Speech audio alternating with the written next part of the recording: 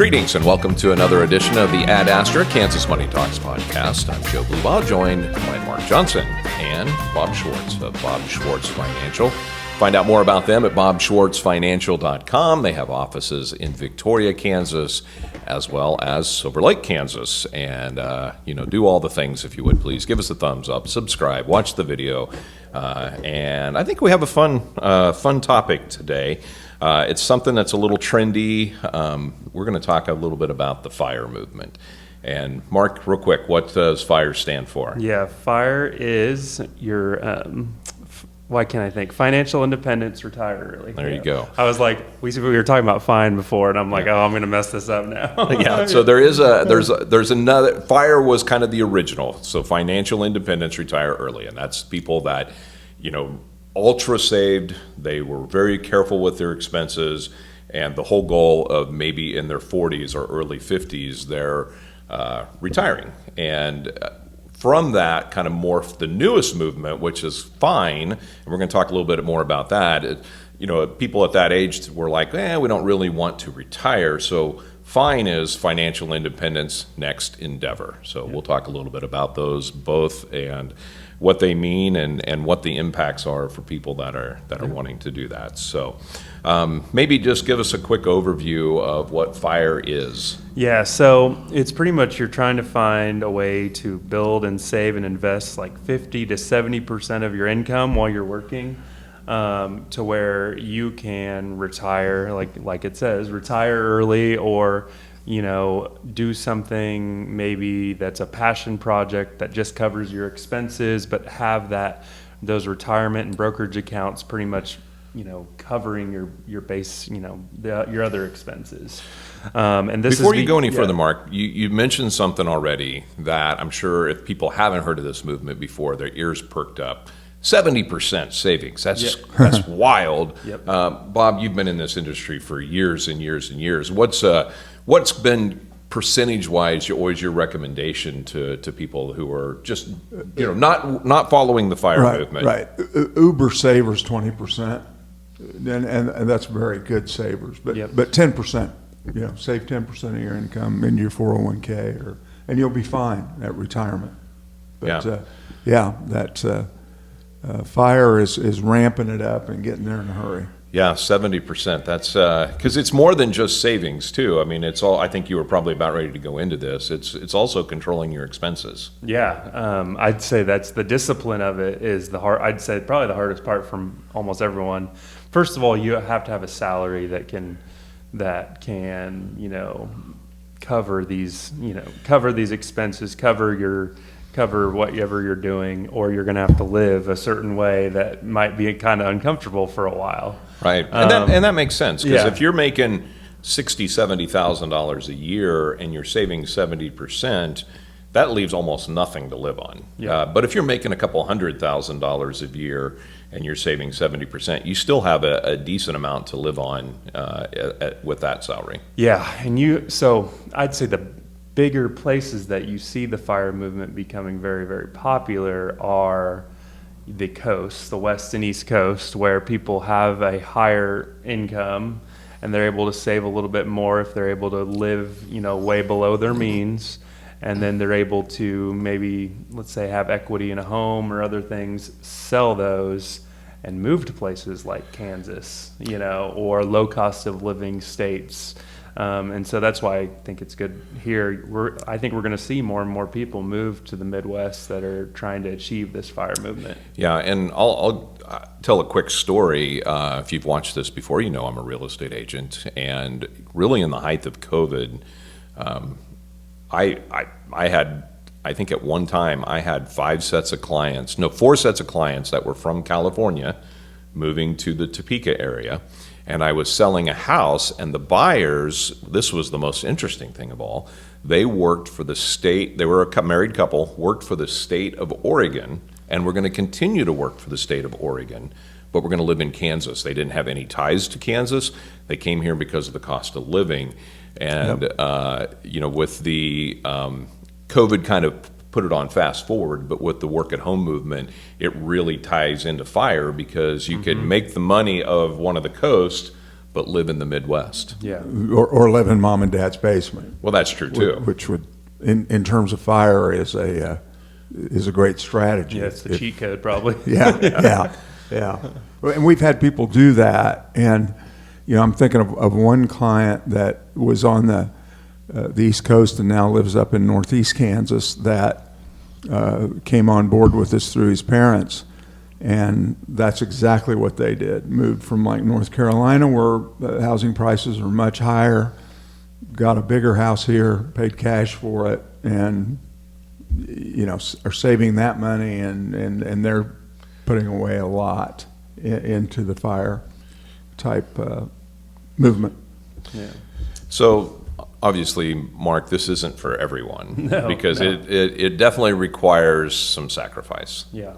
Well, I think about this in my own perspective. I've married with 2 little kids. Like, I couldn't imagine how in the world we could save 50 or 70% just with the kids.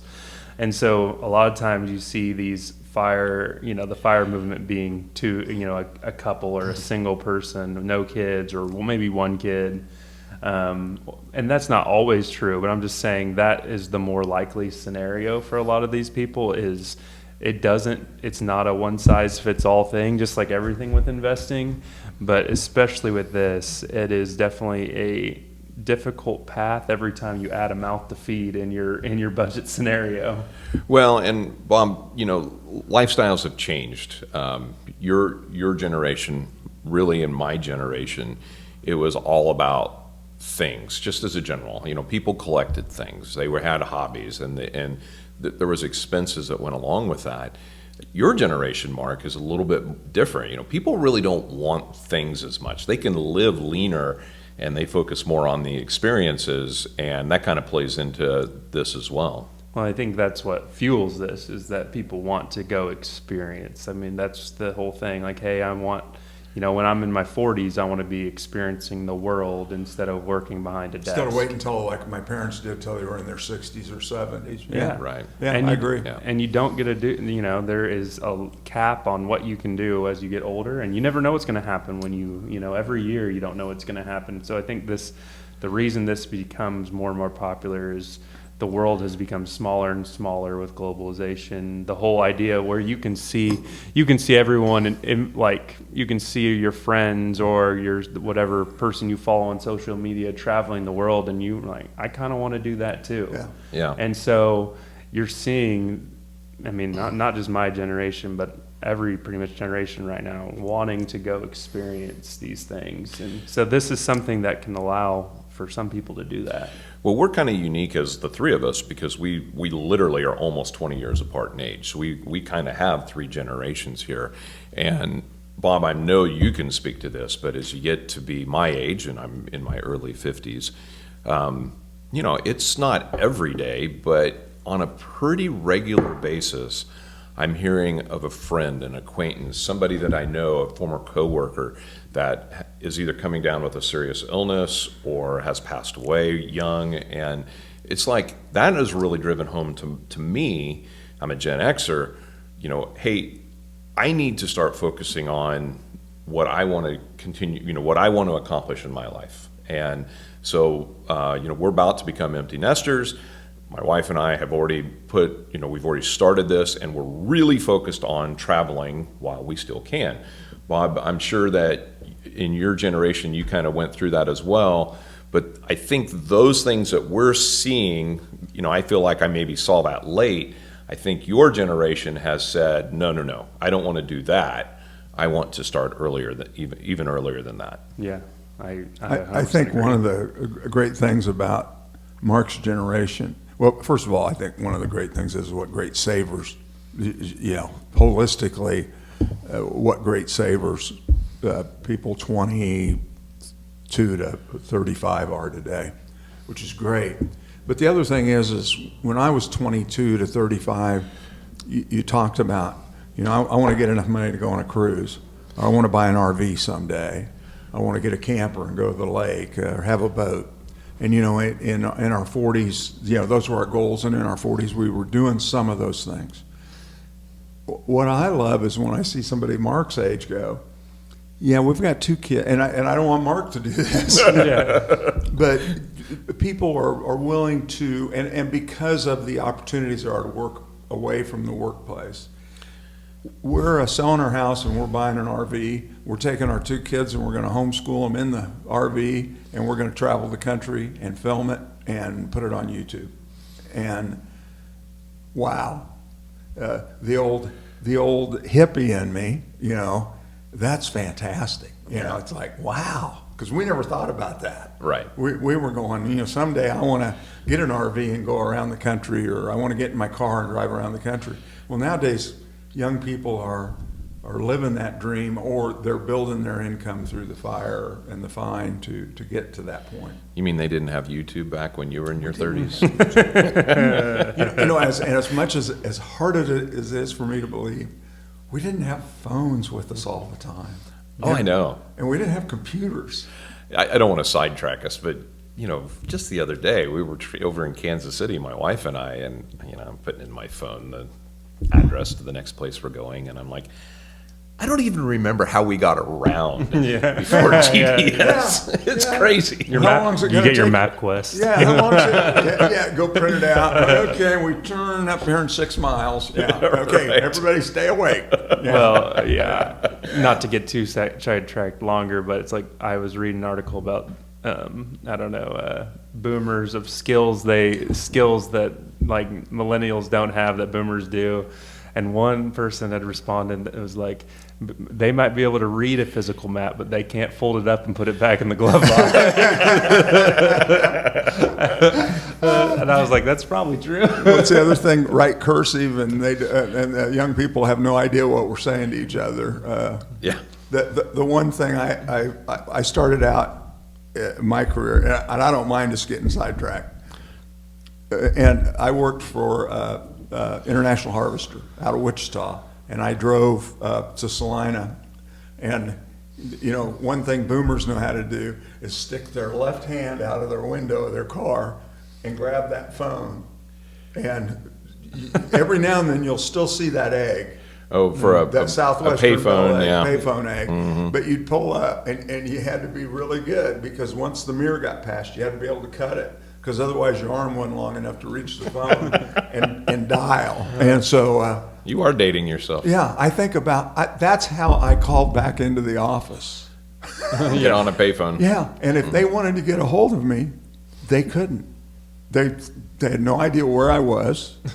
I mean, I worked for a major international corporation, and they had no idea where I was. Think about that. Today, they would know where my vehicle was, and they would be able to call me Yeah. anytime they wanted to. Yeah, and that's why people can work from home, because somebody works from home for the U.S. government. They can tell if you're on your computer, right? Right. They can tell if you're working. Yeah, absolutely. Yeah. Well, I'm going to get us back on track here. We already talked a little bit about fire versus fine, but there's a few other, you know, types of sub movements within the main movement here. And there's a lot of like different types of fire that, you know, if you ever get on whatever websites, the fire movement websites that people do, but there's like 4 main ones that I kind of thought kind of cover a decent amount. There's lean fire, which is pretty much you live minimally, and you try to you pretty much live bare bones and try to save as much as possible. I mean, that is like what kind of you think of fire, but this is the maximum. Taking it to the yeah. extreme, Yeah. you know, Tight, driving tight, a tight. 30-year-old car that barely runs type, It's like type thing. And it's funny because you see people that are making huge salaries at tech companies live like they're a broke college student pretty much, and that's their goal. You know, it's like, I'm making an absurd salary, but I'm saving every penny of it, and I'm not spending a dime. pretty Riding much. bicycles to work. Yeah. Yeah. Living in a super small apartment or whatever that is. Having roommates. Yeah, having a bunch of roommates. Yeah. There's fat fire. So that's higher income individuals who want to maintain a more luxurious lifestyle in retirement, saving more to support that. They make a lot of money. This is for your high earners. They're saving a lot, but they are saving a lot because they want to spend a lot. Right. Yeah. So, and I guess that's important to note that on the lean fire, you might have somebody who makes a lot of income, but they're going to retire early, and they're going to continue to live a modest lifestyle throughout their retirement. Yep. Whereas with the Fat Fire, they're like, no, we want to continue to maintain this lifestyle after we retire. So now we're going to maybe work a little bit longer, save a little bit more. Yeah, that exactly right. The Barista Fire, this is the one that I think is the most popular, in my mind, especially around here, I think is the most popular, and we've kind of talked about this beforehand, but it's this idea of semi-retirement. You work, like you do your savings goal, you get that big nest egg in your retirement plans and your brokerage to kind of cover a lot of your major expenses. You could pull that 4%, you kind of find that 4% rule. But you work another job to cover some basic, just a passion project. It's called the barista one because maybe your passion project is you want to work at a coffee shop and be around people all day, or you want to paint, or you want to work at some store that's your favorite store in town. Whatever that is, be a pair at the school, but you're still covering some basic costs. Okay. And yeah, we were talking about state workers, right, and federal workers. This has become a super popular thing. Right. Well, and not to try and compare somebody doing fine with boomers, but one of the ways boomers have redefined retirement is, I don't need to, but I work at Home Depot 20 hours a week because I love working at Home Depot. I get to see people and I get to be around lumber, which I like, or whatever, Yeah. I like to smell wood in the morning. As opposed to napalm. Yeah. And Coast Fire? What's that? Coast Fire is coasting. Investments are large enough to grow on their own until retirement, so you just work to cover your current expenses. So you're just working, your whole goal is maybe, hey, this is a popular thing too, I'm going to cut my hours in half. I'm going to keep working at my company. I'm going to work part-time, and I'm going to cover my expenses because my retirement accounts and everything and my investments are just rolling, and that's good. They're on autopilot. Yep. They're not adding any more to it. They're just working to cover the day-to-day, and Perfect that will be there ready. Work for a startup, and that I'm familiar with some of these from the Sanford, California area. Work for a startup, you get $2 million worth of stock, you back up and start delivering for Grubhub to cover your expenses, and you let the $2 million work for you after it's been released to you. We've seen things like that in our practice too, where that's happened for people. Yeah. The Coast Fire is definitely more. I think the Barista Fire and Coast Fire are the more obtainable of the two things, because you kind of can see that. You can see that covering expenses and still doing something or working online, whatever that is, if you want to travel, that's just becoming more and more readily available. Okay, so we've talked kind of big picture what fire is. Let's dive into the mechanics of it. And Mark, I'm asking you more of these questions because much more pertinent for him. Yes, I guess. Yeah. So tell me how does it work? So there's lots of ways. There's a lot of people have different methods. So I'm just going to be very broad, I guess. But the first thing is cutting all unnecessary spending, pretty much, boosting your income, and then being super aggressive in investing. I mean, you have to be a strong investor through all the different aggressive. Yes, and you have to understand your different types of investing vehicles. You need to understand how to use a brokerage account, how to use your Roth IRA, your traditional, how to use backdoor. All those things are important because if you're going to retire early, you're going to have money available, especially. So if you throw everything in traditional in your 401k, that's not going to be available until you're 59 and a half. At least not available without a penalty. Yes. And so having money available and having it in putting it in the right investment accounts is really important with the FIRE movement. The other thing is the rule of this is the broad rule I found, and not everyone does the same thing, but the rule of 25. Save 25 times your annual expenses. That's your goal. So example, if you're $6,000 a month, $72,000 a year, you need $1.8 million for your FIRE number. So that's kind of basics. People disagree on, that rule, but that's the one I kind of found multiple times of the general rule of thumb, I Well, guess. it's kind of like the 4% withdrawal rule. It's maybe not the best strategy, but it's a great place to start, just a great way to do some, Right. if you're just kind of back of the napkin type Yep. planning. So, 4% rule, how does that play? Yeah, so then you have to figure out, hey, I can withdraw 4% annual in retirement, and you got to kind of adjust that as you go with inflation, like you talked about, 4%. I think right now that it's getting closer to even a 5% rule as, inflation has increased. But letting your compound growth, we've talked about compound interest in here, but letting that grow is one of the most important things, is not messing up your compounding cycle, not messing up your snowball. Don't break the don't- cycle of Yeah, Yeah, dividends. it would be hard to get to your fire number if you are constantly having to dip into that to cover some expenses. yeah. And so then the other thing is your tax efficiency. How are you going to figure out how to, and I talked about this, using your Roth IRAs, using your brokerage accounts. You can't do this without having some money available without penalty. So a lot of these people are using their Roth Contributions. their Roth contributions if necessary, but a lot of you're trying to get money available into your brokerage account for your early on in your fire time. So let's touch on that just for a second. So if you're not aware, when you put money into a Roth IRA, you can't withdraw that before 59 and a half without penalty, except for, there's some special circumstances, but you can withdraw your contributions back. Right. Because those have already been taxed, and there's no tax, no penalty. But then again, there's a danger with that. That's not a recommendation by any means, No. because you want that money in there compounding, and obviously if you're pulling some out, it's not going to compound. Yeah, in my opinion, it is a nice feature of a Roth, but one you don't want to use unless you have to. Yeah, Obviously. it should be Yep, for yep, emergencies or yep. Yep.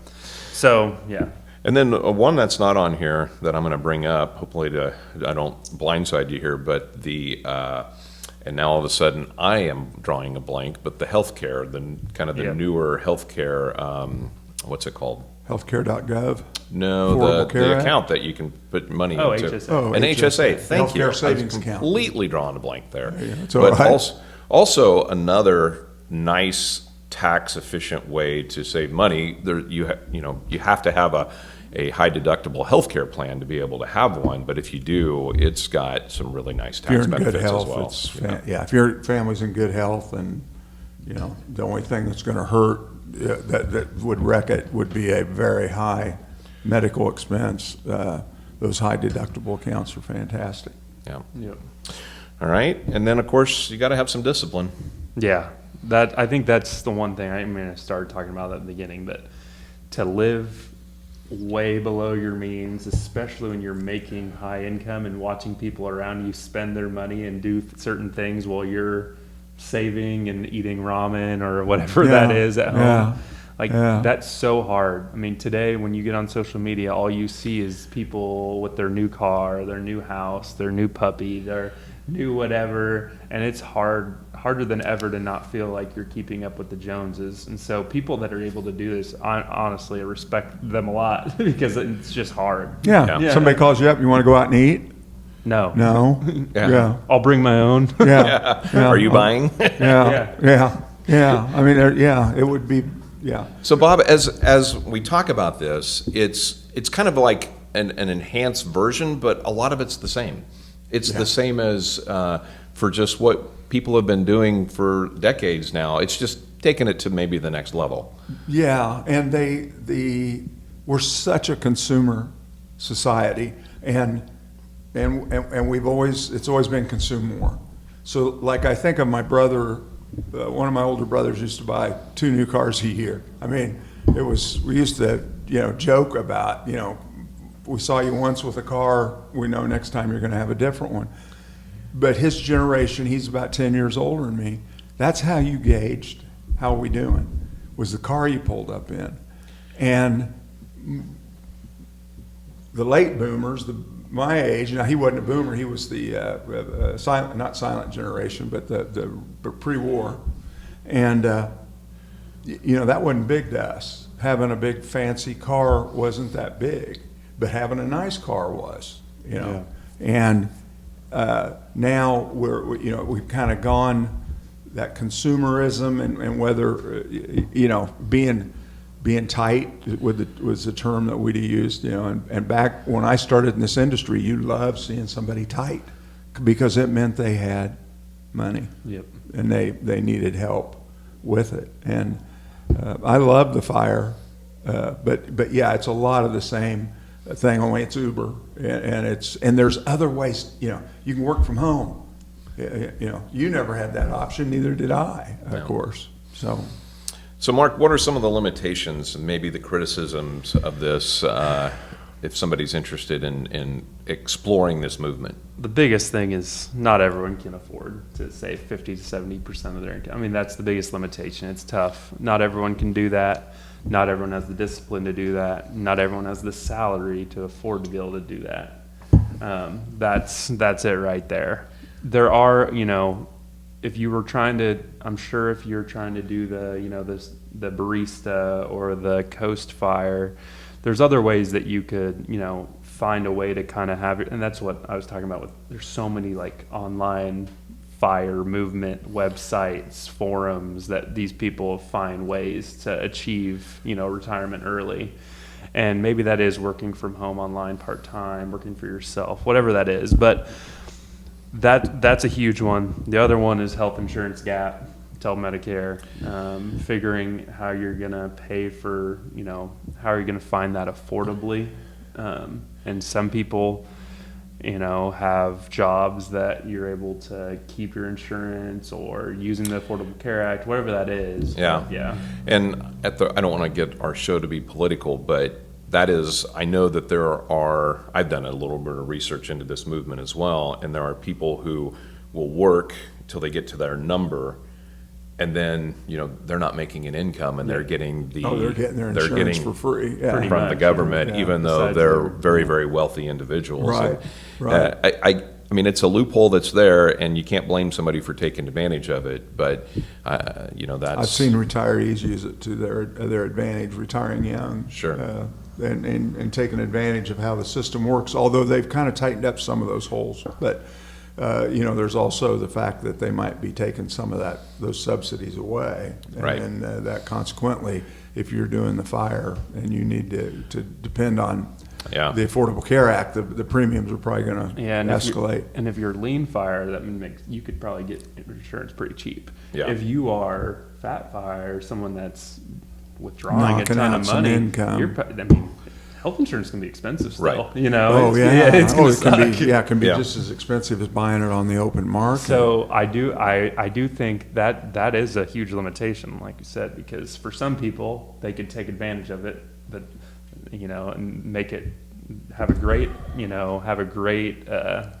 cheap insurance plan probably. But for a lot of these people that are these high earners that are withdrawing quite a bit, you probably do have have a little bit of a problem there until you're 65. Well, it's definitely something you got to take into consideration if you're, as you go through this, and it's something that is going to change at the whim of the politicians too. So Yeah.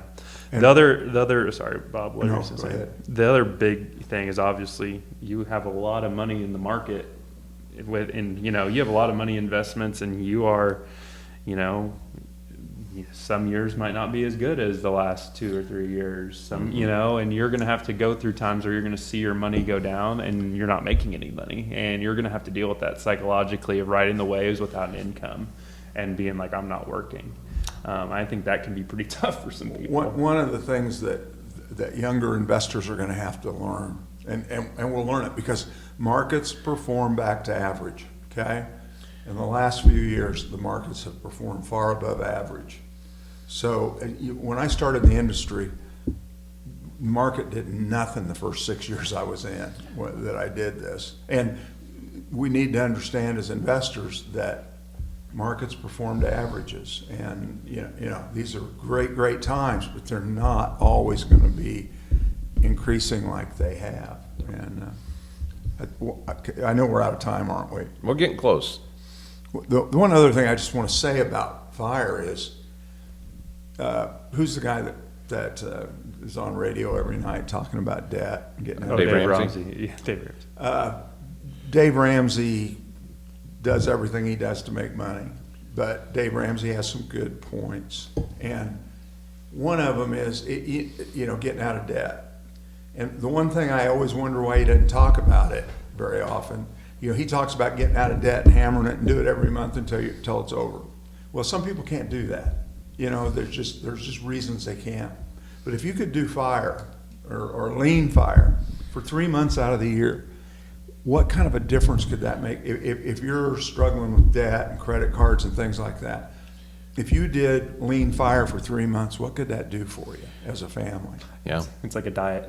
Yeah, it kind of is. Yeah. And if you're interested in the fire movement, and that's your goal someday is to be able to do that, you can't do it while you got debt. You've got to get the debt first. It makes sense what you're saying there, Bob, is, even if you can't do it year round, take a few months to really, really focus on ultra savings, but not savings for retirement, savings to get yourself out of debt. Yeah, we're not going to go out to eat. We're not going, Right. we're not going to pay for any subscriptions. We're not going to go on any trips. Yeah. Yeah. Yeah. Right. Yeah. Right. Well- and you can't. Some people like we go. I can't do that for a year because we're going to go on we're going on a cruise or whatever. Yeah. But you can do it for 3 months, and people that I've watched be able to pare things down and carve out and hammer debt can do that for 2 or 3 months. But it's just like a diet.